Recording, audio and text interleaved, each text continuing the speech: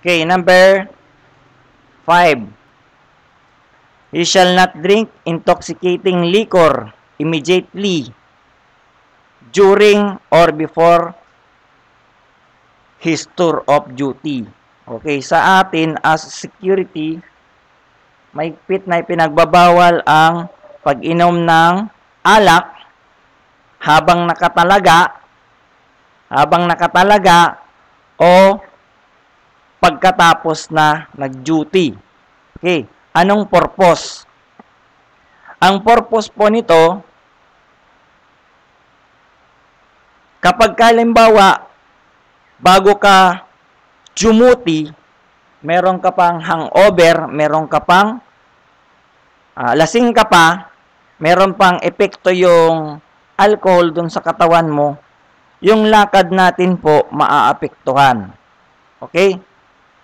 Yung pag-react po natin sa pagre-response during emergency situations, nadidelay po yun kasi nakainom tayo ng alak.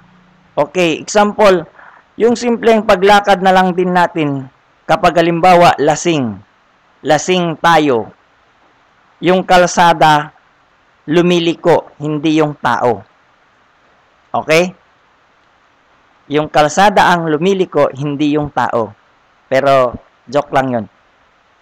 Yung tao, pasuroy-suroy sa lakad. Okay? Pinapatawa ko lang kayo. Yung tao, pasuroy-suroy siya ng lakad. Pagiwang-giwang. Parang yung manok na pula. Okay? Ganun yun. And then, mabagal siyang mag-react. Halimbawa, may sunog. Lasing yung security, pumasok, naka-duty. Okay? Pinapasok na naka-duty, lasing. Okay, pag may sunog, malamang hindi niya alam yung gagawin niya doon. Okay? Unconscious siya, hindi niya alam. Okay? Hindi niya alam ang gagawin niya. Okay? Nalilito siya. Saan ba siya tatakbo? Makakatakbo ba kaya siya? Makakapag-responde ba kaya siya? O baka mamaya hindi na pupunta yun. Okay? Baka hahawak ng pader yun habang naglalakad. Kasi nahihilo siya. Okay? Nakuha? Yun yung lasing.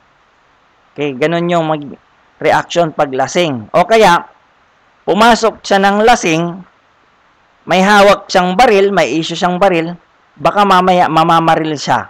O kaya makalabit niya yung gatilyo ng baril. Okay? Hindi na tayo safety. Okay? Hindi na safety yung duty natin. Magkakaroon na yan ng indiscriminate firing. Magkakaroon yan ng mababaril na tao. O kaya mayroong mapapatay na tao siguro. Kasi lasing yan eh. Okay? Ano na lang natin, pagpalagay na lang natin na magkakaroon ng panganib sa duty kung sakali na lasing yung tao. Okay? Magmamaoy siya. Okay? Lalabas yung kanyang ugali na yung espiritu ng alak, okay? Nasaniban siya ng alak, hindi na natin alam yung gagawin niya. Okay? May mga taong ganun kasi. Pag nakainom ng alak, nawawala na sa sarili. Okay? Pagka nahimasmasan, hindi niya na alam yung ginagawa. Hindi niya alam yung ginawa niya. Okay? Ganun po yun. Yung bago mag-duty. Okay? And then, pagkatapos nag-duty naman, hindi tayo ino-authorize o kaya bawal ang uminom pagkatapos ng duty. Dahil nga po, may mga instances, may mga pagkakataon po na kulang ng security.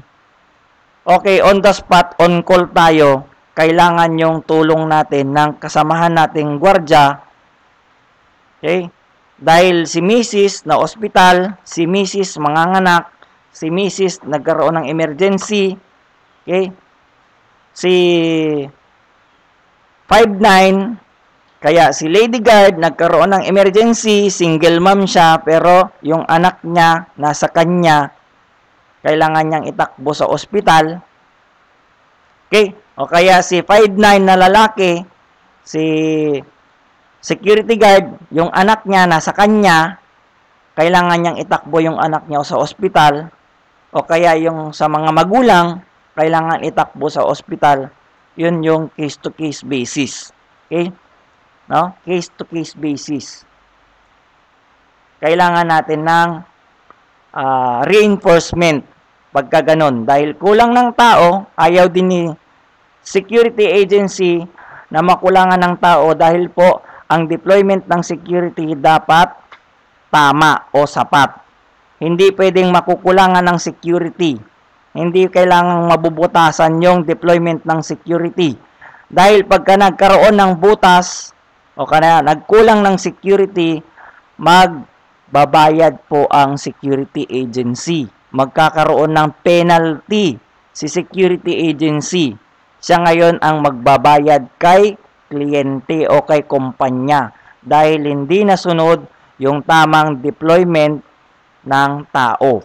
O kaya hindi nasunod yung tamang pag-distribute ng tao dahil nagkaroon ng problema ang side ng security doon sa isang tao, automatic lahat maapektuhan. Pero hindi naman palaging ganun ang nangyayari. Okay? Case-to-case basis lang yan. Okay, naintindihan ang Code of Conduct number 5. Dadako tayo sa Code of Conduct number 6. He shall know the location of the fire alarm box near his post and to sound the alarm in case of fire or disorder. Okay. During emergency situations, kagaya po ng sunog, kaya suspicious fire o nasusunog na building, kailangan alam natin kung saan nakalagay yung alarm box. Okay. Merong alarm box na pinipindot, meron ding alarm box na hinihila. Okay. Ang tawag doon sa hinihila ay manual pull station.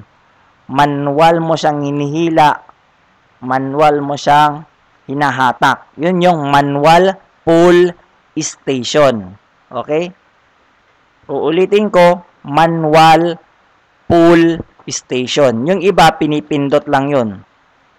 Press button. Tapos, dire-diretso na yun, mag-a-alarm na yung fire alarm. Okay?